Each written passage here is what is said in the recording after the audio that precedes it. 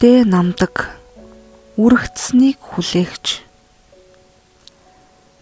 1939 оны намар Говь нутагт суудлын задгаа ногоо машинтай цэргийн нэг дарга Нямаа өвгөн гэгчийнхийг эрен сурсаар очив.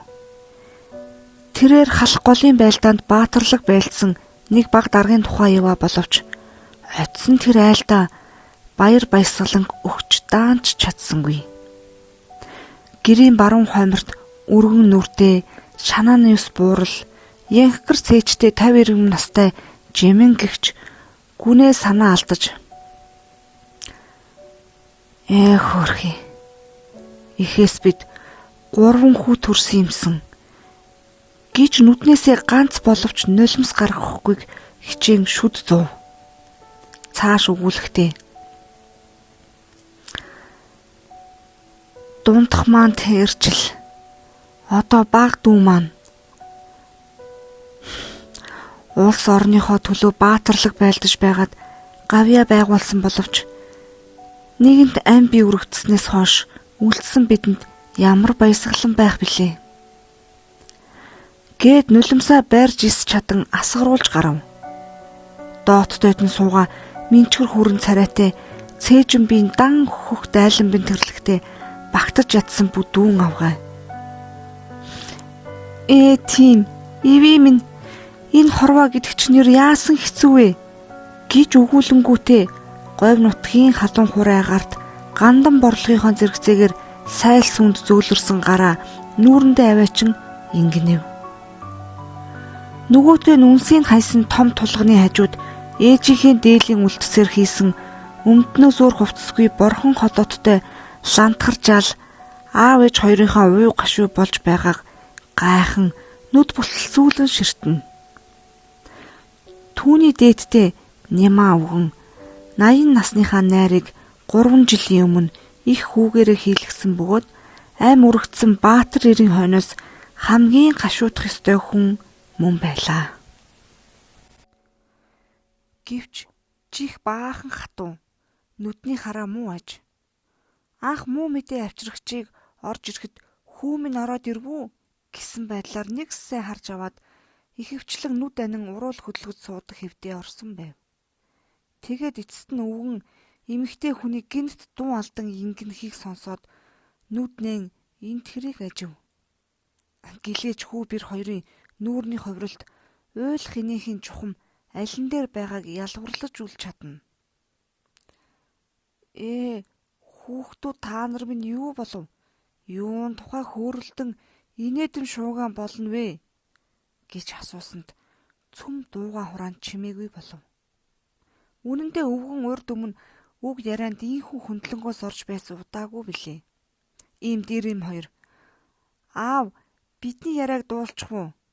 Хайл зүн совингороо тааварлаж байна уу? Гэж шивнэлдэн юу гэж хэлэхээ олохгүй сандарцгаав. Үнэн дээр тэд ил гунигт явдлыг мэдгэдгийг чин сэтгэлээсээ эмээн. Учир нь гэвэл өвгөн хэдэн сарын өмнө тэр хүүхдээ чи цэрэгт мордсоор даруй 5 жил болов босуу. Энд би өгөх маань өнөө маргаашгүй болсноор барахгүй хэдэн жилээр хожимдож байна. Өөрт минь ч амьд явах яршиг болж гүйцэв. Ганцхан хорогдох маань чи. Чамтай уулзалгүй нүд анивал сүнс минь хорогдсон зуурдын зовлон идэх тул арга буюу түүнээс айн амин судас цохиж байна. Иймд чи энэ жил заавал ир. Сэтгэлийг минь амраа. Сүнсийг минь хорогдох юмгүй болго гэж өгүүлэн цахаа бичүүлж явуулсан юмсанч. Үүнийг одоо жамын ам нэн дурдмагс эхнэр нэмэн давтаж үүдэн хоймор сууга дарахын зүрхийг шимшрүүлв. Гэтэл өвгний сэтгэлд ямар нэгэн сэжиг төрөв бололтой.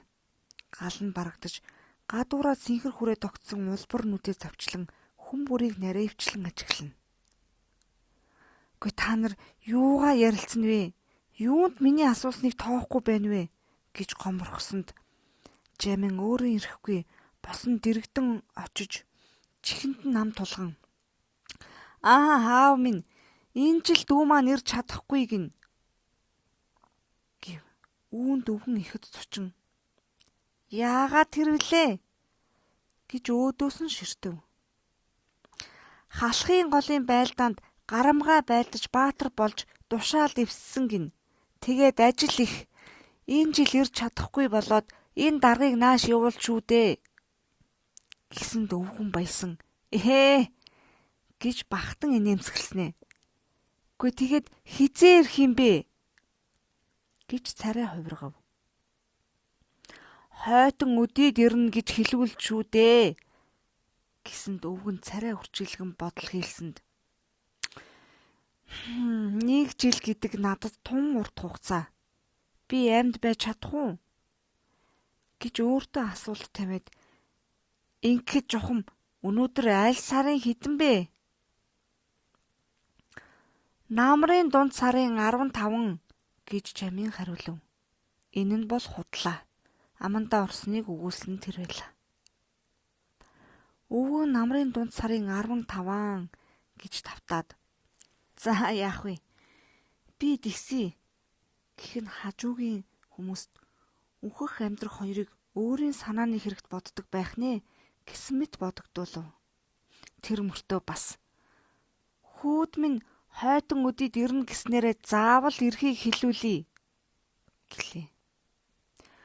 Тэр нэгэн өдрөөс эхлэн Нима өвгөн өдөр нэг бүрийг алдахгүй тоолох болсон бөгөөд орж ирсэн бүхэнд миний баг хүү Баатар бас ч тушаал дэвшсэн их дарга болсон. Энэ жил ажлын завдалгүй аргагүй эрхэнд нааш ирч чадахгүй юм гинэ гэж баяр бахтал болгон ярина.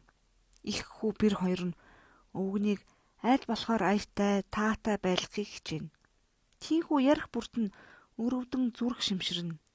Гэлээж нэгэнт хуурснаа буцах нөхцөл алга. Харин ч улмаар итгүүлбэл дээргэж үзэх тул тийм энэ жилдээ ирэхгүй хойтон ирнэ гэж өвгний чихэнд дуустах үйс чанга өгүүлээд дараа нуг явдлыг нам дуугаар нэггүй яран халаглана. Иймд тэр явдал орчны хүмүүст дорхноо дархан учир тодорхой болов. Энэ үед хүмүүс өнгөрсөн тэр эрийн аль сайн сайхан талын санан дурсгийнхаа зэрэгцээгээр амьд мэдд нь тооцсон хүлээгч хөөрхийн өвгнийг мөн мондохгүй өрөвдөн шогширно. Гэвч юм бүхэн хуучирч хүч тэнхлээ алддаг гэдэг. Тэр ёсоор хүмүүсийн өрөвдөн шогширох нь аяндаа замхарсан төдийгүй өгтлэн зүнхсдийн жишээ инээдэмт үзэгдэл болон яригдах тийш хандав. Гэтэл өвгөн өнөөх хоосон итгэлд гүнээ автагдсан хэвээр төрийн их тайнд орж Баатар болох нь юр жирийн хүний хэрэг биш шүү дээ гэж бодох тусам сэтгэл нь сэргэх бөгөөд хүнгүй ганцаараа байлаа ч гэсэн ам нян ярихаас өөр аргагүй байдаг аж. Түүнийхээ дээр бас үлгэр домгийн баатруудыг үнэнхүү хэрэг дээр тодорсон түүхийн гайхамшигт хүмүүсийн явдлуудтай хутгалдуулан нэмэн ярьж шоолон тохуурхах маягаар хэлэлцэгчдийн яриаг улмаар дэврэнэ. Эрүүл мэндэн гэвэл бас ч доройтсон зүйлгүй. Өглөө босох нь эртсэж, шүн унтах нь оройтсноор барахгүй малын цагт шилбүр барин хаай хүй хашгиран зогсох дуртай болсон нь өвгөн санаа сэтгэл хэрэгснийхээ хэрээр бие мах бодон сайжирсан байлаа.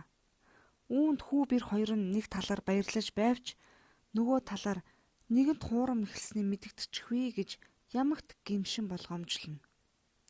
Гэлээч энэ ертөнцид элэгдэн хуучирдаггүй юм даанч байдаггүй шигээ тэдний тэр болгоомжлолч аяндаа сулрах тийш хандав. Ямагт ээлжлэх өдөр шөнийн урсгалыг саатуулагч хэн байдаг блэ? Хүн амтан аль нь ч өөрсгүй амьдрахын хойноос ийн тийм зүтгэж байх зур тооц сар дис дараалан өнгөрч ээлжит улирал аяндаа ирэх тул нэг мэтгэд мөн л намрын уур орж ирсэн байв. Энэ зур өдөр хоногийг хин чухам нэг нэгээр нь тоолж байна вэ гэвэл гагцгүй үл эрэгчийг хүлээгч өвгөн.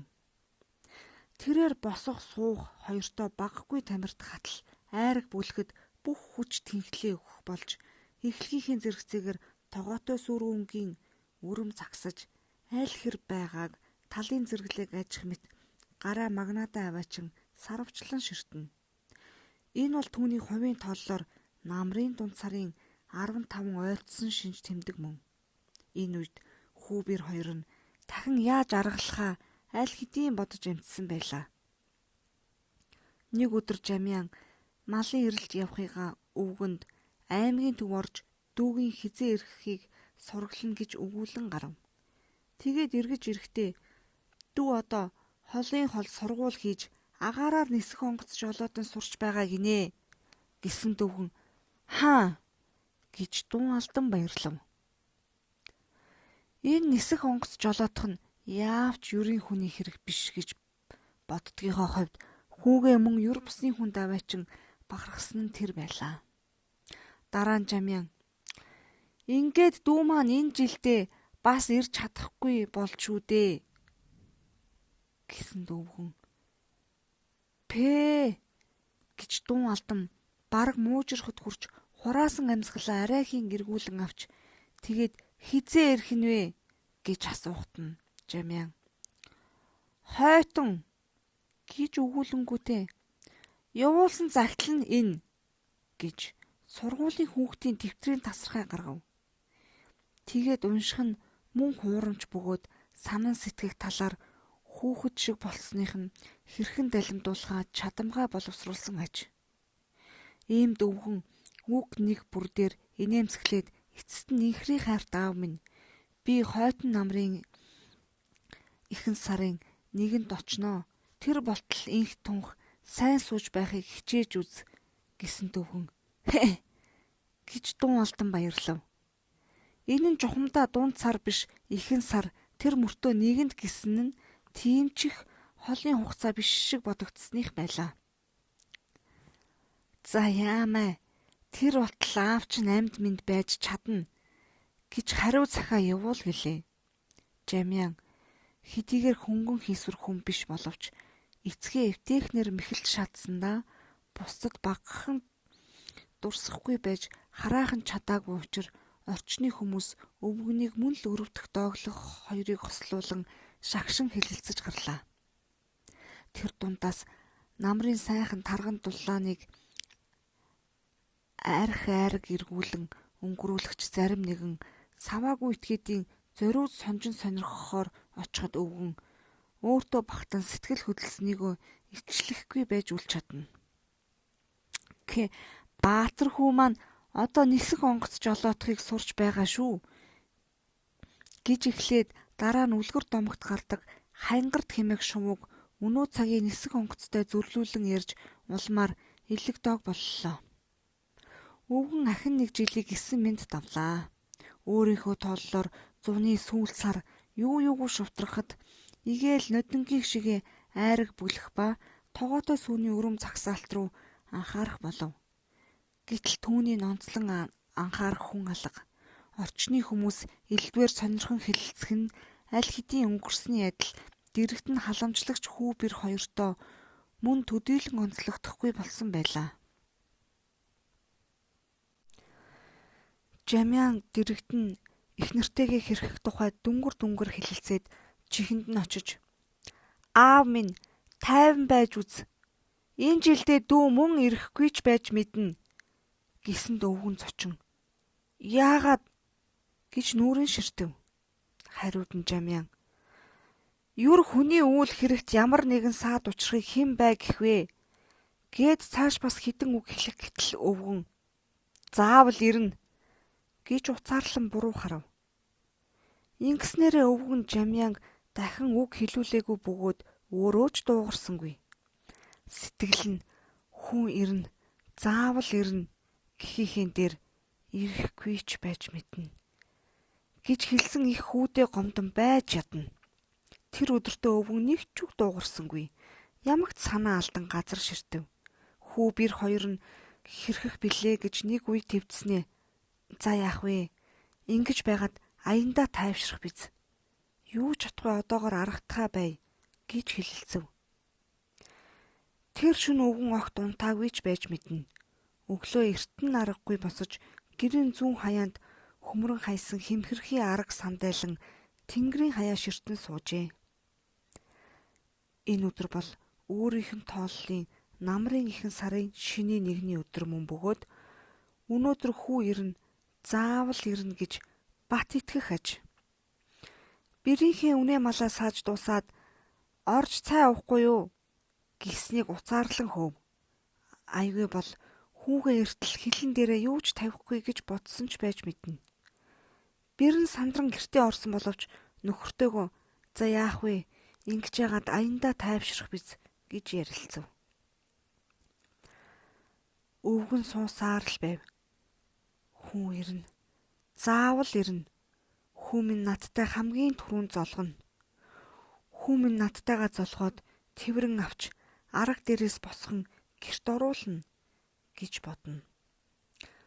Тэгээд бас гэртээ ороод их хүү бэр хоёртоо гомдсон гомдлоо нэг мөсөн гаргах гэж хэлэх үгээ бэлтгэн. Нар дээш хөөрч халуун элчээрээ төөнөж эхлэхэд хүүгээ өдөр дундын үеэр ирхэн гэж бодов. Үд өнгөрөн нар баруунаа хэлбихэд орой ирнэ гэж бодов. Бодвоос ирэх нь өглөө өдөр дундуурч биш орой л байх нь гарцаагүй аж. Үдшийн бүрэнхий болов.